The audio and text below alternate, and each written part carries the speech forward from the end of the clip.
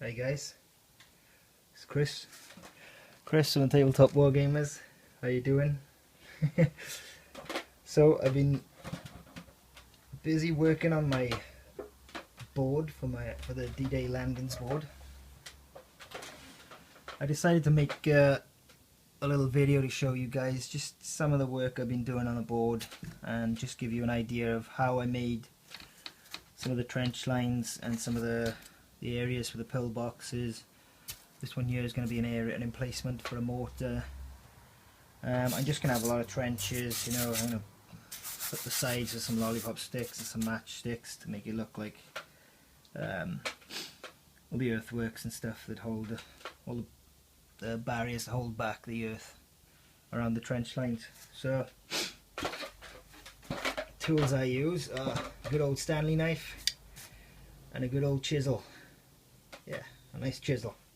See, I made a couple of marks on the chisel there, a couple of lines just to show me how deep to cut. So I've already gone ahead and cut the lines along all the sides of all the pen marks I made on the board. You guys can ignore these. This isn't part of it. That's part of the old plan. That's gone. I'm going to be digging out this bunker here. It's going to be the lower floor of the bunker, and I'm going to be digging out this section here of the trench, and maybe this section of the trench as well, to show you guys just what I do basically when I dig them out. You see the floor's nice and scratched up looking. I'm going to cover it with lollipop sticks again. To me, I'm painted like wood. Maybe I'll have some broken areas of the sticks with some sand poking, you know, some dirt poking through and stuff. We'll see how it goes. So what I usually do is plunge this in, and I just pop them off. Boom. I'll go ahead, plunge all these, pop this section out for you guys.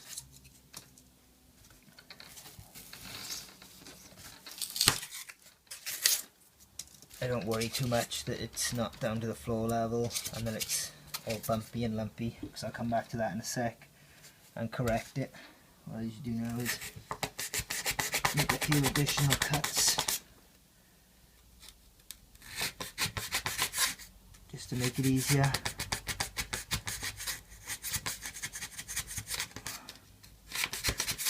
Don't cut into it, guys, and drag like this, because you'll get areas like this where it digs in and it bunches. It'll be like, you'll get a tear and it'll pop a triangle out of the boards for you. So don't do that. When you cut through it, saw it. Saw it like this, you get a much smoother line and you'll appreciate it in the long run. So pop it in, snap it off. Oops, quite well stuck in there. I've been keeping the bigger pieces like these because I figured it'd be quite nice if I wanted to mould like rocks or bits onto the front of the cliff face and stuff. Maybe they'll come in handy later. So again, push it in, pop the sections out, easy. When you get to the edges, it's a little bit more tricky. So I usually flip the blade around so we don't push out a big bevel on the front of the chisel into the wall. And if I can, I get my hand behind it and try and lever it off my hand as much as possible so I don't damage the wall too much. I find that's the best way to get it. So again, I'll go. I'm not too worried when I'm not against the edge walls, because yeah, I've got the bits, these bits getting buckled. Right, on the edge wall again. You'll notice I left a gap between these. This is where the door is roughly going to go. I left this gap because this gap is actually going to be the wall of this bunker, the bottom floor of this bunker.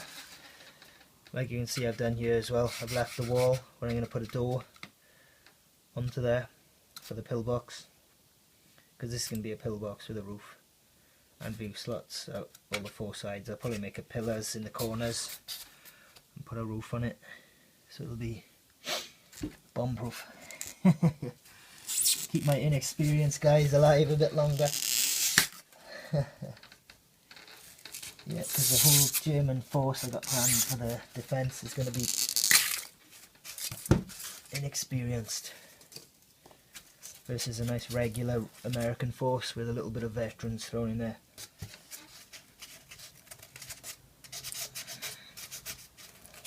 Take that piece off. Again guys, one of my main rules is don't worry when you're building. Doesn't really matter if you make a mistake, you know, if you accidentally chip a big hole out the wall, don't worry about it, don't panic. You know, anything can be repaired, you can filler it, you can glue a piece back on, you can just model it in. There's damage to the side of the walls. You know, things are never cut in straight lines in reality. So I'll probably mess some of these up a bit further on down the line. And probably mess it all up and make it look all rough. So what I do here, I don't know if you guys can see it there, if I bring you round, if I bring it round here, aim it down a little bit more, so I'm going to press it into the board there too hard. Okay guys, so what I do, I get it down the sides, cut down, and I prise out gently as I go, and I just sort of lift a layer away at the desired depth. And that's bending it a little bit, but like I said, you can never go wrong. You can never really go wrong with this stuff. You just prise away. Just peel it away from the side and from the bottom. Just peel across at the level, at the depth you want. You know what I mean, don't forget to go back. Now this bit guys comes down to what your level of OCD is. Mine is fairly calm, not too bad, not too OCD. It just depends on how much you can live with peeling away and how flat you can live with the surface being. There's no right or wrong rule when it comes to making terrain, you know. It's your terrain at the end of the day guys, just remember that. You know, don't let people tell you you made it wrong. There is no right or wrong way about making terrain, you just make it. Yeah. You're the guys that are going to be playing on it, as long as you're happy with it. That's it.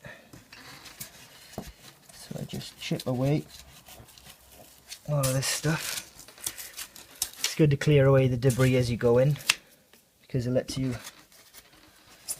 get a better picture of what's left to remove, and how far down you've cut, because it's very easy to get carried away and cut down very deep. Now I've done these quite deep. I want the trenches, when they're finished, to be kind of shoulder height to a man, so the head, so any guys you got standing up straight, the heads should be peeking out above the top of the trenches. At the moment it's over that depth, but I purposely made it deeper because I'm putting decking in on the bottom. I'm putting boards in across the floor, so that's going to raise it up. And be fillering it. I'm going to be putting lollipop sticks down, cut nicely to measure, nicely to fit, and make a nice wood floor across all of it. Maybe I'll do some damaged sections of the wood floor as well, and I'll do some nice detailing work on that then. Again, I'll show you guys in a future video the work as it's progressing, to keep you guys who are interested informed in how the project's going. Yeah, it's a fun project to do. I love carving away at stuff, and there's a lot of carving in this. It's fun. It's good stuff. So you can rip it out by hand as well. It's pretty soft. You can tear chunks off it. It's good stuff. This is the pink stuff, as it's known in the modelling community there. You can get the blue stuff as well, which I'm going to be using for making the bunkers themselves, making the actual walls and stuff. See, this bunker here is going to be a proper like one that sits on top of the ground, not sunk in with the trench line like the rest. So this is the defences for protecting once the American troops have made it up the cliffs. These are going to be the defences against them on the beach. They're going to be shooting down the cliffs from these, shooting down. I don't know if you can see that. These over here. These over on the edge here, there's the pillbox where they can have a machine gun team and firing down the cliffs, and this is for troops to be firing down the cliff. And the bunker over here. It's going to be a standing structure on the ground for more shooting down and across. And then we've got the trench lines here then will be for defending that way from troops who are coming up there, which is the slope down to the beach. Yeah, and over this side the bits are ready dug out. You can see I've got a pillbox there for defence, internal defence. I got an artillery position there. That's going to be a really big position for a medium howitzer. More trench lines to protect. I cut some steps in here, so you got a nice step there and a step there. There's a way in and out of the trenches, you know, to make it look nice. This is a little firing position. I'm going to cut the edge off here to jaggy it up and rough the edge of there, all the way along the cliff, and all the way along here, and a nice big cut off section here as well. So it's going to be a pretty cool project. Pretty cool overall. I'm enjoying it. And that's the main thing, isn't it, folks? You got to enjoy it. This is why we do the hobby, because we love it. So I'll continue digging this out. I'll give you guys a shout when it's done.